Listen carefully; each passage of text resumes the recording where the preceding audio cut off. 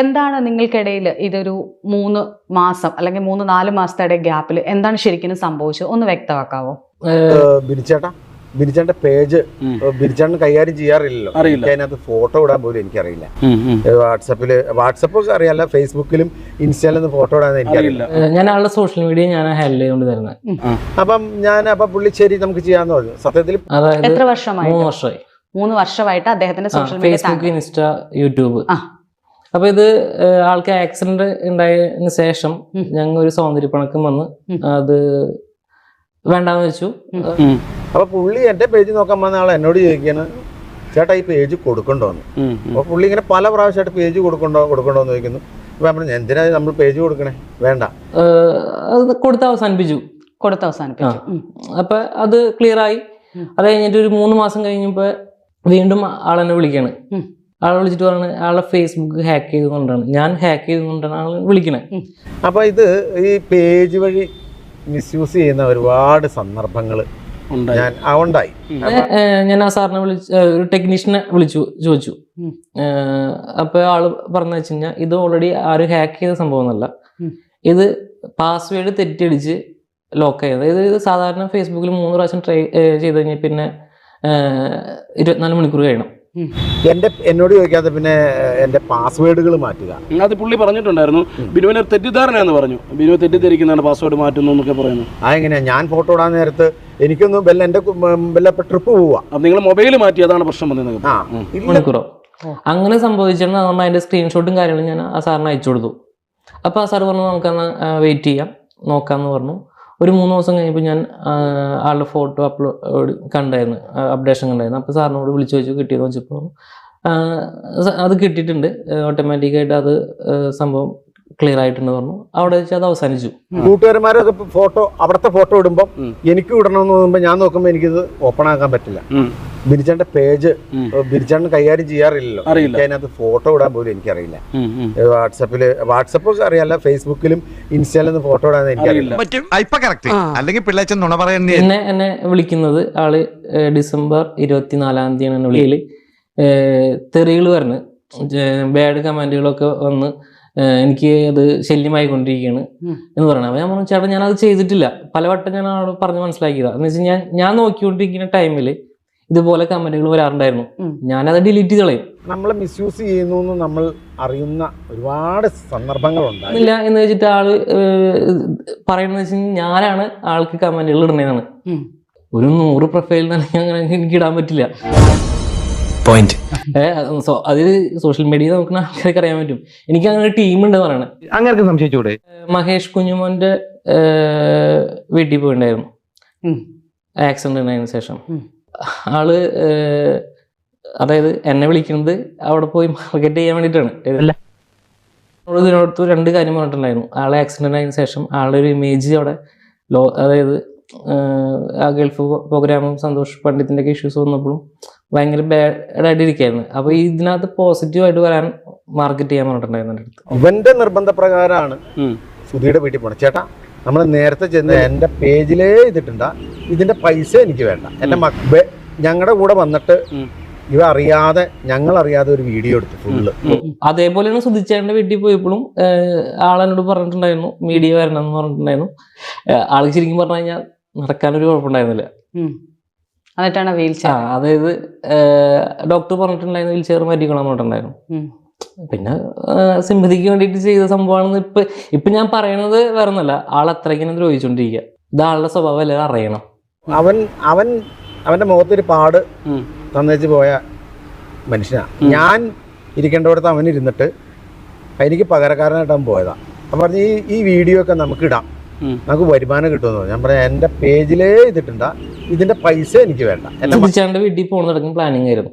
Video edit ചെയ്ത് വന്ന് ഞാൻ ഈ പുള്ളിക്കാരെ അറിഞ്ഞിട്ടില്ല എന്നാണ് ആള് പറയണത്. ഏത് വീഡിയോയില് ടേക്ക് 2, അതായത് 1 പ്രാവശ്യം പോയിട്ട് ശരിയായി 2ാമത്തെ പ്രാവശ്യം ആൾക്ക് അറിഞ്ഞിറങ്ങി വന്ന സംഭവമാണ്. അപ്പൊ അതിന്റെ ഫയല് കണ്ട് അറിയാൻ പറ്റും. അപ്പൊ ആള് അതൊരു കാരണം ഉണ്ടാക്കിയിട്ട് പറയണം നിങ്ങൾ ബിസിനസ് ചെയ്തു എന്ന് പറയണത്. അദ്ദേഹത്തിനെ വെച്ച് നിങ്ങൾ ബിസിനസ് ചെയ്തു ഒരിക്കലും ഇല്ല. ഞാൻ 3 വർഷമായിട്ട് ഞാനത് എനിക്ക് മര്യാദയ്ക്ക് പൈസ പോലും തരാത്ത വ്യക്തിയാണ്. പക്ഷെ ഞാൻ 3 വർഷം നോക്കിയിട്ട് ആ പാടെ കിട്ടിയത് 10,000 രൂപ. ആക്രമണങ്ങൾ വന്നിട്ടുള്ള ഒരാളാണ്. അതുകൊണ്ട് നമ്മൾ ജോലി ചെയ്ത പൈസ കൊടുക്കണ്ടേ? ആര് ജോലി ചെയ്ത് ഞാൻ എൻ്റെ അടുത്ത് എന്നാ ചെയ്യുന്നത്? എൻ്റെ അടുത്ത് കടം മേടിച്ച 52,000 രൂപയുടെ ഇത് എൻ്റെ ഇവിടെ കിടപ്പുണ്ട്. 52,000 രൂപ. അത് ശരിയാട്ടോ. ഇതെല്ലാം അവനിട്ട് കൊടുത്താണോ? 1000, 5000 കൊടുത്താണോ? 1000, 5000, 9,950, 13,000, 10,000, 1,300, 5,000, 4,600. ഇത് ആ വ്യക്തി എൻ്റെ അടുത്ത് പലപ്പോഴായിട്ട് കടം മേടിച്ചതാ പൈസ. മഞ്ജു പത്രോസുമായിട്ടുള്ള. അതെ അതെ. ആ ചേച്ചിനെ എനിക്ക് അറിയാൻ കൂടിയില്ല. അതായത് ഞങ്ങൾ നേരിട്ട് കണ്ടിട്ടില്ല, യാതൊരു ബന്ധമില്ല. അതായത് നമ്മ വീഡിയോയിൽ കാണുന്ന അത്രയ്ക്കേ ഉള്ളൂ. ആ ചേച്ചി പേഴ്സണലായിട്ട് യാതൊരു ബന്ധമില്ല. പക്ഷെ ആ പറയുന്ന ആ വീഡിയോന്റെ അത് ഞാനാണ് പറയുന്നത്. അതായത് മൊത്തം സ്പ്രെഡ് ചെയ്തത് ഞാനാണ്. കോമഡിയിൽ എന്തെങ്കിലും പറഞ്ഞു എന്ന് കരുതി അതിനെ മറക്കരുത്. കാരണം എല്ലാവരും വളരെ കഷ്ടത്തിലാണ്. ചേട്ടൻ പറഞ്ഞു ഇതൊരു തമാശയാണ്, ഒരുപാട് കലാകാരന്മാര് ജീവിക്കാൻ ബുദ്ധിമുട്ടാണ് എന്നൊക്കെ പറഞ്ഞു. അതേ ബുദ്ധിമുട്ട് അനുഭവിക്കുന്ന ഒരാളാണ് ഞാൻ.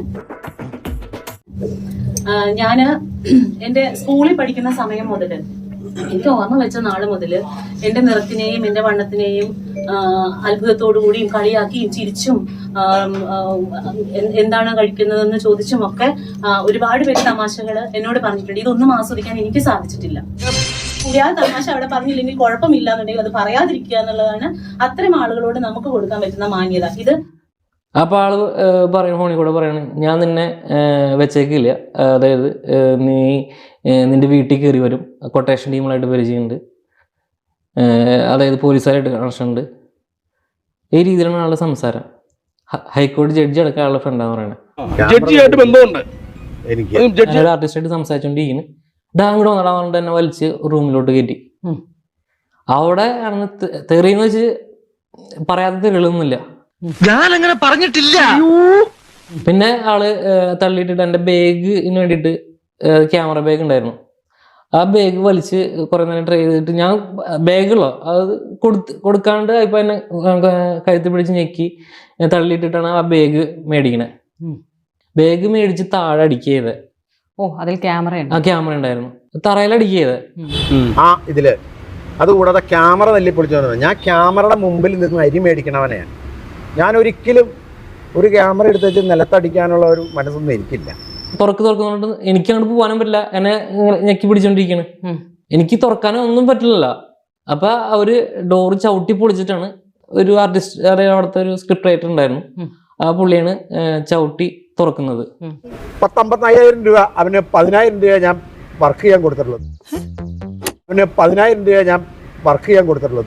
ഇവൻ യൂട്യൂബിൻ്റെ വർക്കിന് വരുമ്പോൾ എന്നോട് പറയും, ചേട്ടൻ ക്യാമറ പുറത്തു നിന്ന് എടുക്കുമ്പോൾ അതിന് പേയ്മെൻറ്റ് കൊടുക്കണമല്ലോ, അതുകൊണ്ട് എൻ്റെ ക്യാമറ ഞാൻ എടുക്കാം, ആ പേയ്മെൻറ്റ് എനിക്ക് തന്നാൽ മതി എന്ന് പറയും. യൂട്യൂബിൽ നിന്ന് എന്തെങ്കിലും കിട്ടിയിട്ടുണ്ടെങ്കിൽ അതിൻ്റെ ഷെയർ കൊടുത്തിട്ടുണ്ട്. പിന്നെ ഈ വർക്കിന് പോകുമ്പോൾ ഉള്ള എക്സ്പെൻസ്, ട്രാവലിംഗ് എക്സ്പെൻസ്, റൂം എടുത്താൽ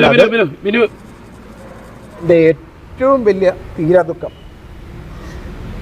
ആ മകളുടെ തലയിൽ കൈവച്ച് ഞാൻ പറയാണ്, ജിനീഷ് എന്ന് പറഞ്ഞ വ്യക്തിയെ ഞാൻ തല്ലിയിട്ടില്ല, അവൻ്റെ ക്യാമറ ഞാൻ തല്ലി പൊളിച്ചിട്ടില്ല. നമുക്ക് സോൾവ് ചെയ്യാം, നിന്റെ വിഷയം കണ്ട് ഈ പ്രോഗ്രാമിലേക്ക് കയറ്റില്ല എന്ന് പറഞ്ഞു. പക്ഷെ ഇതിനൊന്നും തീരുമാനം ഉണ്ടായില്ല, ആളെ ഷോയിലോട്ട് കയറ്റി. ഇതിന് സത്യം എന്താണെന്ന് ആർക്കറിയാം. ഗ്രഹണം ബാധിച്ചാലും അതിനൊരു സമയമുണ്ട്. സൂര്യൻ ആ കറുത്ത മറവിട്ട് പുറത്തു വരും. അതുപോലെ തന്നെയാണ് സത്യവും. മൂടി വയ്ക്കാം, വളച്ചൊടിക്കാം, പക്ഷേ ഒരു നാൾ ഒരിടത്തത് പുറത്തു വരും.